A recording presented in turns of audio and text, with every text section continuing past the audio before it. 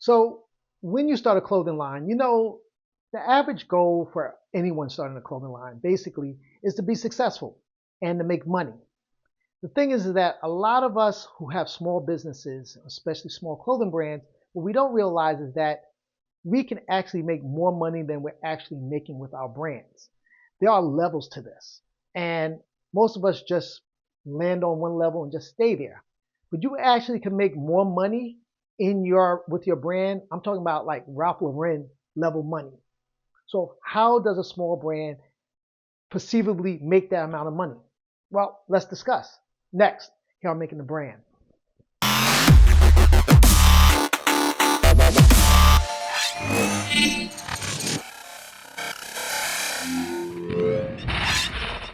What's up, everybody? Rob Norman here from Planet Brooklyn Academy, and this is Making the Brand, the series where I give you a little insight and knowledge on how to start a clothing brand, and if you already have one, how to make it better.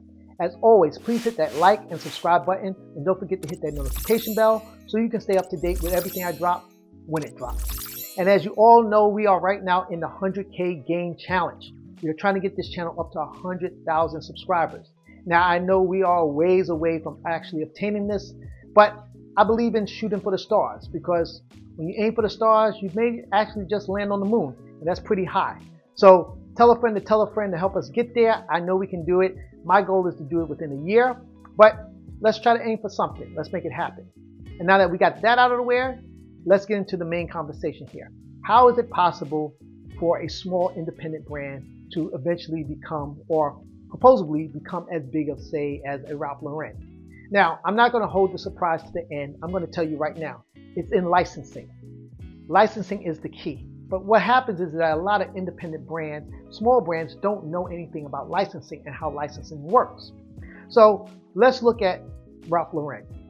Ralph Lauren started off just like any other brand, small, independent brand, started with menswear. Now, when he starts out with menswear, he eventually says, you know what, I want to do women. And he expands into women's, because it's not a far stretch from men's. He just needs to just tweak things a little bit and do things a little bit differently, but it's not that bad. Now, once he does that, let's just say he suddenly goes and says, I want to expand into children's. This is where it becomes a problem, because men and women market is a lot different than children's, because you're talking about sizes and fits and all that stuff. And to expand into that as a company, has to take more money, because now you have to get a different set of designers. You have to find a manufacturer that can make children's stuff. You have to have different type of sourcing. This costs money. So you may have to pull from your existing budget that you have to start this, or you may have to get more investors to put money in to be able to expand into this. Or you do what he did. You go into licensing. So what he does is he finds a manufacturer, mostly a company that has other licensing brands and they have manufacturing capabilities, and he says, you know what? I like this company. They do well with their manufacturing. I will license my name to you. And knowing how big Ralph Lauren is, companies will jump at the opportunity to take his name, to license it and manufacture. But he's going to make sure that they are up to snuff with everything that they can manufacture, that their quality is good. He's going to do his due diligence with them. But once he says, like, yeah, they're good, he will do a licensing deal with them. And what will happen is that company will pay him a royalty fee to use their name. So let's just say he charges them $500,000 to use his name. And they also have to give him a percentage of the net gross profits, say maybe 10% of that, of the gross profits for the year that they make. Now, it's a win-win for both sides, because the manufacturing company knows Ralph Lauren is a big name and they're going to sell no matter what. They're going to make money. Ralph Lauren knows that, hey, I don't have to pay for another team. Everything they're going to pay. This licensing company that bought the rights from him is going to pay for everything. They're going to pay for the designers. They're going to make sure everything's manufactured. That all comes out of their pocket. They know that with his name, they're going to make back that money. So he licenses that out to them. Then he turns around and says, you know what? I want to do footwear. So he turns and finds a footwear company. Same scenario as he did with the children's. He goes over here. He doesn't have to put up any money. He just says, all right, I like this company. They do good footwear. They sell in good stores. All right, I'll give them a licensing. And that company will then turn around and manufacture for him. And he'll also license his name out to them for $1 million and get 10% of the royalties. So when you do the math, you start realizing how much money Ralph Lauren is making, because with all the licensing, he goes into saying, all right, I want to do accessories. He'll license out to accessories. Then he'll turn around and say, well, you know what? I want to do bedding. He'll license out to bedding. Now, all this stuff that he's licensing out, he still has to approve, or at least his team has to approve it, because you want to make sure that everything follows a guideline, a code. So there is a brand Bible. Every company who licenses out to someone else has a brand Bible. And in that brand Bible, it tells you exactly where labels are supposed to go, the right shade of colors for the corporate colors are, where labeling is supposed to go inside of certain garments, all the certain specs that's supposed to be used. They have to follow those guidelines. And when they design for the season, they do have to show this to the main Ralph Lauren office and get approval from it. And they have to look at that stuff and make sure it's in line with what they're doing. And Ralph Lauren, what he'll essentially do is say, this is our look for the next season, and he'll give it to the licensing companies. And they can design as long as they design within the parameters of what he's doing, so it looks cohesive across the board. So again, he gets that initial $1 million up front, and then at the end of the season, he may collect the check. This company may make, $20 million off his stuff with the children, and he gets 10% of that. And then the footwear company makes $20 million in sales. So then he gets 10% from that. And then the bedding, and then he breaks it down. You can break it down even further. You can say the company that has children, you don't even have to give them all children. You can say you'll just make all girls clothing. Then he can find another manufacturer and give them the license to boys. So he's getting $1 million here and $1 million there. Instead of just getting $1 million for just children's in general here, he can just give this company, girls, this one over here, boys. Now, the thing is that with licensing, once you give one category to a company, you cannot turn around and give another company the same category. So there can't be two girl manufacturers, because basically you can put them out of business because they're competing against each other. So whoever has the license for that is the only person who has that category. So whoever's doing girls is only doing girls. Whoever's doing boys, only doing boys. So they won't ever cross paths. They won't, basically cannibalize the market. They'll all be able to make money within their own categories. Now they may also do a licensing deal where how many years. So Ralph Lauren can say, all right, you're going to pay me $1 million up front, and I'm going to give you a 3-year license. So they will have the license for 3 years, and for 3 years, they can see how well this company does. This company, manufacturing issues and things aren't being shipped on time. When the 3-year contract is up, he can take it back and now give it to someone else. So as he keeps going into all these different categories, this is how Ralph Lauren makes money and becomes this super company. Mind you, all the licensing is going on, and he still has his men's and women's line that he's manufacturing. So he's making all that money himself without having to, share any of the profits, but he turns around and gets a check from all these other companies. And this is the same thing that happens with Nautica, Izod, Fubu. A lot of you that may remember Fubu, they're still around. You may be like, how are they still around? Licensing. A company that I used to work for years ago had Fubu licensed, and this is when Fubu was over with, or at least in the US market, but they were still selling.